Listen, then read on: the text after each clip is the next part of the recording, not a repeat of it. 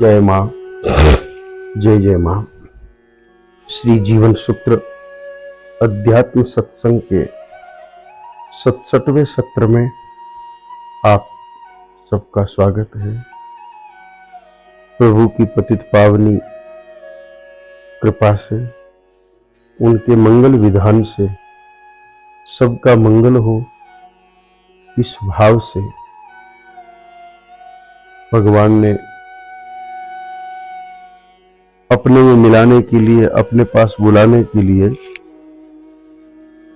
अर्जुन का आश्रय लेकर के, अर्जुन पर कृपा करके हम पर भी कृपा की है और गीता जी का पवित्र संदेश सबको देकर के और अपने जीवन के गीत को प्रभु के संगीत के साथ मिलाने का अवसर प्रदान किया है। इसी क्रम में श्रीमद् भगवत गीता जी के 14वें श्लोक का, जो कि पहले अध्याय का है, उस पर हम लोग चर्चा कर रहे हैं। श्लोक की भूमिका कुछ इस प्रकार है। दुर्योधन गुरु द्रोणाचार्य के सामने पहले पांडवों के कुछ विशेष योद्धाओं का वर्णन करता है, फिर उनके प्रति उत्तर में अपने योद्धाओं का वर्णन करता है कि उनके अपेक्षाकृत हमारे पास अधिक बड़े योद्धा हैं और अधिक समर्पित योद्धा हैं। लेकिन गुरुदेव के कुछ उत्तर नहीं देने पर निराश होकर के दुर्योधन विचार करता है कि शायद हमारी सेना के पास इतना बल नहीं है जिससे हम विजय प्राप्त कर सकें, और पांडवों की सेना जो भीम के द्वारा रक्षित है उसके पास पर्याप्त बल है, वो युद्ध में विजय प्राप्त कर सकती है। ऐसा विचार करके वो बहुत निराश हो जाता है, लेकिन पुनः एक प्रयास करता है कि शायद भीष्म पितामह की विशेष कृपा हो जाए तो हम युद्ध जीत सकते हैं। ऐसी स्थिति में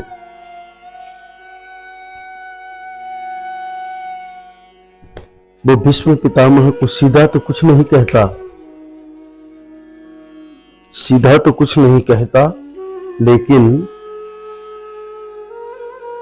आसपास जो योद्धा खड़े हैं उनको कहता है कि आप सभी मिल करके और भीष्म पितामह जी की चारों तरफ से विशेष रक्षा करिए और दृढ़ता पूर्वक, किसी प्रकार की कोई कमी न रह जाए, इस प्रकार से रक्षा कीजिए। यह बात जब भीष्म पितामह सुन लेते हैं तो भीष्म पितामह देखते हैं कि बात कहते समय दुर्योधन के मन में बहुत अधिक उत्साह नहीं है।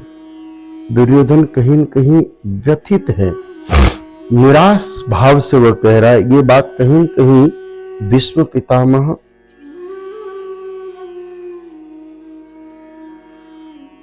समझ जाते हैं, समझते हैं तो फिर उसके समाधान के रूप में दुर्योधन को प्रसन्न करने के लिए जो कार्य गुरु द्रोणाचार्य ने नहीं किया, वह कार्य बिंदु कुली होने के कारण मोहवश दुर्योधन के हृदय में प्रसन्नता प्रकट करने के लिए भीष्म पितामह जोर से शंख बजाते हैं। भीष्म पितामह जोर से शंख बजाते हैं तो उनके साथ साथ कौरव सेना के शेष जो योद्धा हैं वो भी शंख और जो वाद्य यंत्र बजाने वाले हैं, भैरी, ढोल, गोमुखा, वो सब भी भयंकर ध्वनि के साथ बज उठते हैं। एक साथ सहसा बज उठने से वहां तमुल ध्वनि उत्पन्न हो जाती है। वह ध्वनि उत्पन्न होते ही के तुरंत सफेद घोड़ों से युक्त जुते हुए रथ में विराजमान भगवान श्री कृष्ण और अर्जुन दिव्य शंख बजा देते हैं। यहां पर सफेद घोड़ों की चर्चा पिछले सत्र में हो गई, क्योंकि यहां एक एक बात का ध्यान हम लोगों को रखना पड़ेगा। गीता जी के किसी भी श्लोक में एक शब्द भी अनावश्यक लिखा गया नहीं है। बात सिर्फ शंख बजाने की होती तो फिर कह देते कि कौरव सेना में शंख ध्वनि होने के बाद पांडव सेना में भी श्री कृष्ण और अर्जुन ने जोर से अपने शंख बजाए। बात इतनी ही थी अगर शंख ध्वनि की ही बात होती, लेकिन यहां पर बात इतनी विस्तार से लिखी है। इससे पहले के किसी योद्धा के बारे में नहीं लिखा। भीष्म जी ने शंख बजाया तो ये नहीं लिखा कि वो रथ में स्थित थे, अन्यों ने शंख बजाया तो वो कौन किस स्थिति में थे, इसकी कहीं कोई चर्चा नहीं की गई थी। लेकिन यहाँ पर घोड़ों सहित रथ की चर्चा की है कि सफेद रंग के घोड़े जिस रथ में जुते हुए हैं, उस रथ में बैठे हुए भगवान श्री कृष्ण जी और अर्जुन ने शंख बजाया। इसी से यह प्रतीत होता है, इससे यह स्पष्ट होता है कि उन घोड़ों का और उन रथ का महत्व है। तो अश्व पर तो चर्चा हुई, लेकिन आइए हम थोड़ी चर्चा उस रथ के बारे में भी कर लेते हैं। पहले तो उस रथ को जान लेते हैं कि ये रथ है क्या। तो इस श्लोक के उच्चारण के बाद हम रथ को समझने का प्रयत्न करते हैं। पहले प्रथम अध्याय के 14वें श्लोक को हम उच्चारित करके समझ लेते हैं। ततः श्वेते हर्ये युक्ते महती सनंदने स्थितो माधवः पांडवश्चैव दिव्यो शंखो प्रदत्मतुः। दिव्य शंख बजा दिए।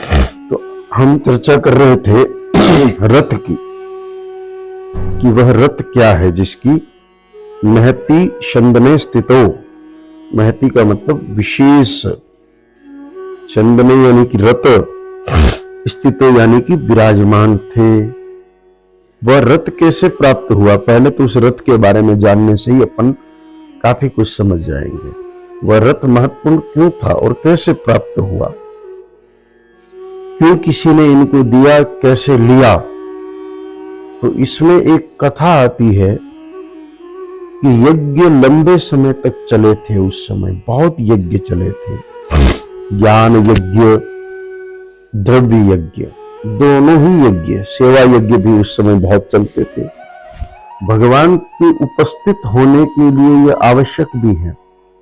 भूमंडल पर भगवान विशेष अवतार के रूप में, जैसे द्वापर के बाद अवतार तो और भी हुए, लेकिन उतना विशेष अवतार जिसके अंतर्गत भगवान दिव्य लीलाओं के साथ, 16 कलाओं के साथ परिपूर्ण अवतार के रूप में प्रकट हो, ऐसा अवतार उसके पश्चात जानकारी में नहीं आता है। अतः यह समझना पड़ेगा कि जिस समय सेवा यज्ञ, ज्ञान यज्ञ और द्रव्य यज्ञ विशेष रूप से किए जाते हैं, उस समय भगवान स्वयं विशेष लीला अवतार संपूर्ण कलाओं के साथ प्रभु परिपूर्ण रूप में अवतरित होते हैं। तो अनेकों अनेक यज्ञ उस समय हुए। शुद्ध घी यज्ञ में परोसा गया। यूं तो घी की बड़ी महिमा है। शुद्ध, उस समय वर्तमान जैसे रासायनिक पदार्थ तो नहीं थे, खेतों में गोबर का ही प्रयोग होता था। उस तिल का, उस यव का उपयोग, और वन में व्यवधान नहीं थे। उन वनों से प्राप्त ऋतु काल के अनुसार जो औषधियां मिलती थी, उन औषधियों का उपयोग यज्ञ में हुआ। तो 3 चीजें हो गई, औषधि, यवतिल, तंदुल और घी। एक खेतों से प्राप्त, एक गो से प्राप्त, एक वन से प्राप्त। 3 प्रकार की पवित्र वस्तुएं यज्ञ में आहुति में दी गई। लेकिन अधिक मात्रा में, लगातार लंबे यज्ञ होने से और अधिक मात्रा में आहुति रूप में जो विशेष रूप से जो घी ज्यादा था, उस घी को खाते खाते अग्नि को अजीर्ण हो गया, ऐसी कथा आती है। अग्निदेव मुख है देवताओं का, जो भी आहुति लगती है वो अग्निदेव के माध्यम से ही देवताओं को प्राप्त होती है। तो अग्नि को अत्यधिक घी सेवन से अजीर्ण हो गया। अब यहां पर एक बहुत महत्वपूर्ण बात समझनी है हमें कि गाय माता के घी की खूब महिमा है, वनौषधियों की भी खूब महिमा है। तिल को तो धान्य ही नहीं माना गया है। जिस प्रकार गौ माता पशु नहीं है, वैसे तिल धान्य नहीं है। तिलम न धान्यम। यव की खूब महिमा है, वन की औषधियों की खूब महिमा है। और उस समय तो पवित्र थी। आजकल तो औषधियां भी खेतों में उगाई जा रही है, रासायनिक खाद और जहर डाल के उगाई जा रही है। उस समय ऐसा कुछ था नहीं। लेकिन और विशेष रूप से इस कथा में घी पर ज्यादा ध्यान केंद्रित किया गया है कि अत्यधिक घी खाने से अजीर्ण हो गया। अर्थात जीवन में अति कुछ भी करोगे, चाहे आप देव कोटि के हो, और जो अति किया जा रहा है वह भी विशेष वस्तु पर अति किया जा रहा है, लेकिन वो हानि पहुंचाएगा। अग्निदेव सुपात्र हैं देव कोटि के होने के कारण।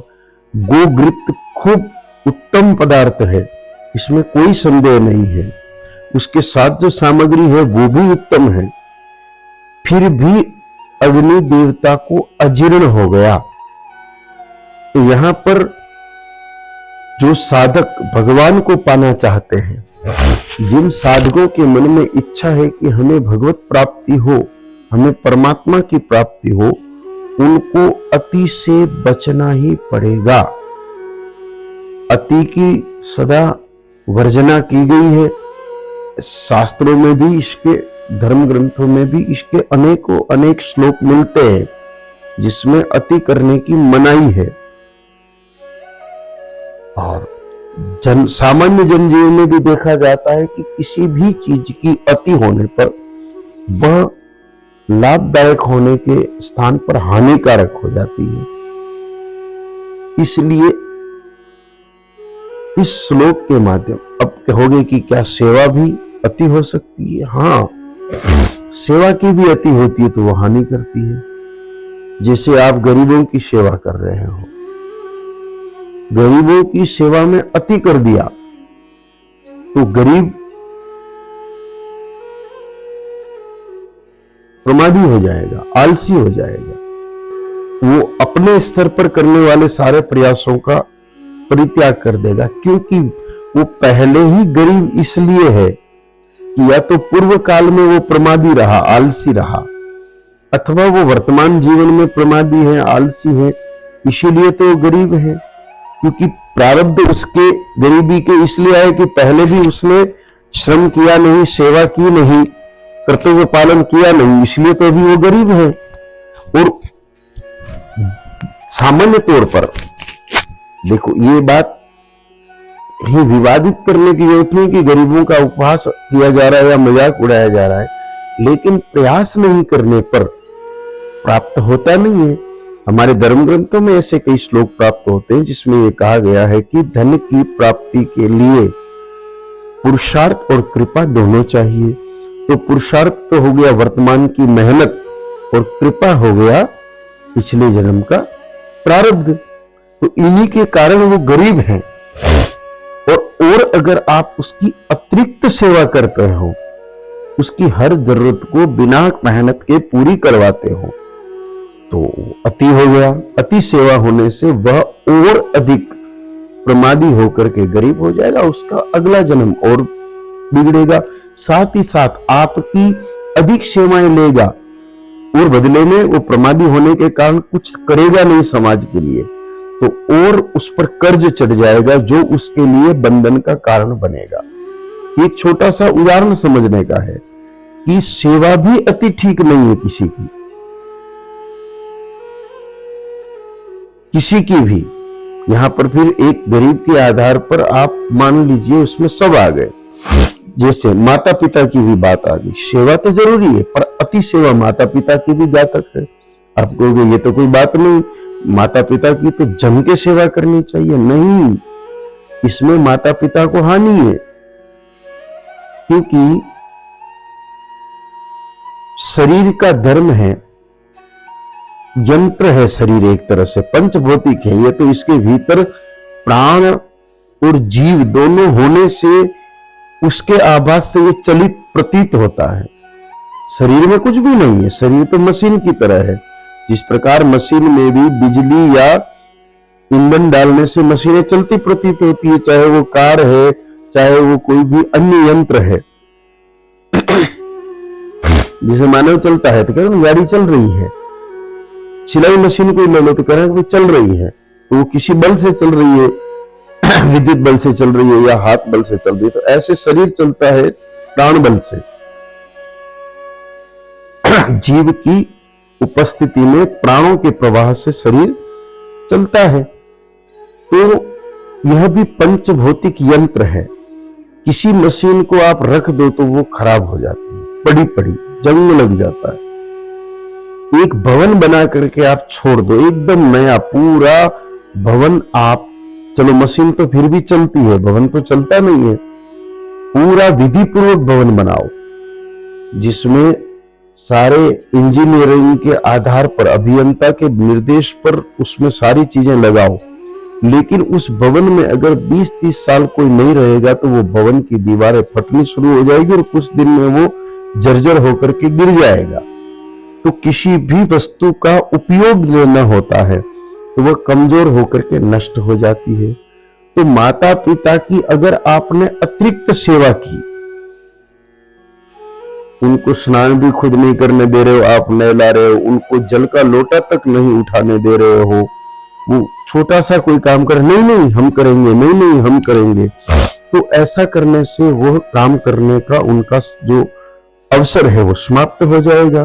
तो फिर धीरे धीरे शरीर उनका खराब हो जाएगा, रोग उत्पन्न हो जाएंगे, काम करने लायक नहीं रहेगा। मराठी भाषा में एक कहावत है, थांबला वो संपला, यानी कि जो रुक गया वो नष्ट हो गया। तो हम सामान्य सेवा तो करनी है उनकी, चरण दबाइए, अच्छा भोजन परोसिए, रुग्ण होने पर उनको औषधि दीजिए, उनके साथ घूमने जाइए, उनकी भावनाओं का आदर करिए। लेकिन उनको बिल्कुल उनके शारीरिक श्रम से अगर रोका तो उनको शारीरिक हानि जो होगी वो अति सेवा के कारण उनको भी हानि होगी और उनको हानि पहुंचाने का परोक्ष रूप से कहीं न कहीं फल हमें भी प्राप्त होना ही है। इसलिए अति सेवा क्षेत्र में भी निषेध है, दान क्षेत्र में भी निषेध है। आवश्यकता से अधिक दान देने पर दान के ग्रहण करने वाले को और दान देने वाले को दोनों को हानि पहुंचेगी। कैसे? जैसे गौशाला चल रही है, उस गौशाला में आवश्यकता है महीने के 1 लाख रुपए के घास की। अब वहां पर अगर किसी ने 1.5 लाख रुपए महीने के देने शुरू कर दिए, वो 50,000 रुपए बचेंगे, उसका कहीं न कहीं विकृत उपयोग प्रारंभ हो सकता है। नहीं चाहिए वैसा उपयोग प्रारंभ हो सकता है, या उनको ये लग सकता है कि बहुत रुपए आ रहे हैं तो ये भी बढ़ा लो, ये और करना शुरू कर दो, ऐसा और पर्सन। लेकिन आपने 1 बार 2 बार दे दिया, हमेशा तो दोगे नहीं। तो उन्होंने जो बढ़ा लिया, अब आपका देना बंद करने के बाद उस व्यवस्थाओं को बनाए रखना अत्यंत दुष्कर हो जाएगा और ऐसी स्थिति में उस संस्था के विनाश की जिम्मेदारी हमारी होगी। इसलिए दान भी जिस किसी को दिया जाए वो अति न दिया जाए, एक नियंत्रण में दिया जाए, तो सेवा हो गई, दान हो गया।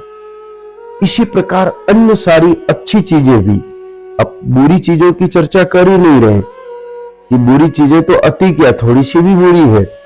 जो अति के निषेध की बात आती है वो वस्तुतः सावधानी पूर्वक हम समझे तो अच्छे कार्य या अच्छी वस्तुओं के लिए आएगी, क्योंकि बुरी वस्तु तो अति छोड़ करके सामान्य भी नहीं, न्यूनतम भी नहीं करनी चाहिए। जैसे व्यसन हो गया तो अति क्या हो, तो बिल्कुल नहीं करना है। दुराचार हो गया, अति क्या, बिल्कुल नहीं करना है। क्रोध अति क्या, बिल्कुल नहीं करना है। तो जो बुरी चीजें हैं वो तो बिल्कुल भी निषेध है, करनी ही नहीं है। लेकिन जो अति चीजें हैं, अच्छी चीजें हैं, वो तो अति किसी भी स्थिति में करना हानिकारक है। चाहे श्रम है वो भी अति करोगे तो प्राप्त देह के साथ न्याय नहीं होगा। वो देह जैसे कुछ पहलवान होते हैं, वो 1000 2-2000 वो कर लेते हैं, तो उस समय युवा किशोर अधेड़ अवस्था तक तो शरीर में विशेष प्राणों का संचार होने से, बढ़ती गति होने से वो हानि नहीं पहुंचाते, लेकिन उनकी वृद्धावस्था बहुत कष्टमय व्यतीत होती है। तो हमको शरीर प्राप्त हुआ है, हम कौन होते हैं इस शरीर के साथ अन्याय करने वाले? उचित न्याय शरीर के साथ करना ही पड़ेगा, क्योंकि ये हमारा अपना होता। क्योंकि गीता जी कहीं न कहीं हमें ये निर्देश देती है, उपनिषद कहीं न कहीं हमें ये बताते हैं, ब्रह्म सूत्र तो स्पष्ट कर ही देता है कि मैं शरीर नहीं हूं, शरीर मेरा नहीं है और शरीर मेरे लिए नहीं है, यह मुझे प्राप्त हुआ है। तो जो प्राप्त होता है उसका सिर्फ सदुपयोग करने का अधिकार है हमें, अथवा यूं कहे कि अधिकार तो उस शरीर का है, हमारा तो कर्तव्य है। हमारा तो अधिकार उस शरीर पर है ही नहीं कि जो हमारा नहीं है, सिर्फ हमें मिला है व्यवस्थागत दृष्टिकोण से, उस पर हमारा वस्तुतः अधिकार है ही नहीं। हमारा तो मात्र उस पर कर्तव्य ही है, केवल और केवल हमारा उस पर कर्तव्य ही है। तो ऐसी स्थिति में जहां सिर्फ हमारा कर्तव्य मात्र है, वहां पर हम ऐसी त्रुटि कैसे कर सकते हैं कि हम उसका अति उपयोग करके उसको रुग्ण अथवा क्षीण कर दे। यह अधिकार हमें नहीं मिला, हमें सिर्फ कर्तव्य पालन ही करना है।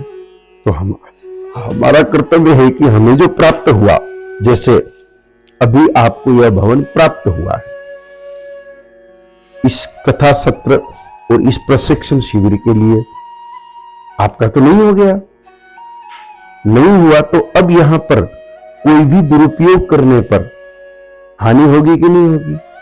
जैसा कि बताया गया था कि कुछ लोगों ने पहले किसी भवन का दुरुपयोग किया तो उससे इतनी सारी परेशानियां उत्पन्न हुई थी। तो अपना मान करके या पराया मान करके, दोनों चीज नहीं माननी, प्राप्त मानना है। पराया मानोगे तो भी दुरुपयोग होगा, अपना मानोगे तो भी दुरुपयोग होगा, इसलिए मानना है प्राप्त। तो प्राप्त देह है, इसलिए हम इसका दुरुपयोग नहीं कर सकते, इसके द्वारा संसार की सेवा होती रहे, ऐसी स्थिति में इसको बनाए रखना आवश्यक है। इसलिए अतिश्रम भी निषेध है। इसी प्रकार अति आहार भले वो अच्छी है, औषधि रोगों को मिटाती है, लेकिन अति औषधि लेने पर प्राण भी चले जाते हैं। जैसे एक सामान्य सी औषधि होती है, एक छोटी सी नींद की गोली, कई लोगों को निद्रा न आने पर वो उस गोली का सेवन करते हैं, उनको नींद आ जाती है, सुखद नींद आ जाती है और उनको सुबह अच्छा लगता है। लेकिन वही नींद की गोलियां अधिक मात्रा में लेने पर प्राण चले जाते हैं। कई लोग आपघात के लिए, आत्महत्या के लिए उन औषधियों का उपयोग भी करते हैं, ऐसा सुना भी होगा आप लोगों ने। तो भाई, औषधि जो शरीर के हित के लिए है, वो भी अति लेने पर प्राण घातिनी बन जाती है। तो आहार शरीर संचालन के लिए, ये सब जानते हैं कि आहार का उपयोग शरीर के विधिवत संचालन के लिए है, परंतु वही आहार अति मात्रा में लिया जाए तो शरीर के संचालन में बाधक बन जाता है।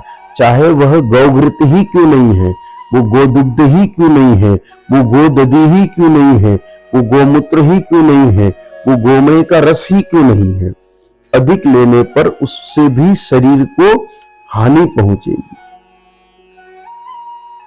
तो अधिक कुछ करना ही नहीं है। अब कुछ लोग कहते हैं कि क्या ईश्वर का चिंतन, ईश्वर का ध्यान भी अधिक नहीं करना चाहिए?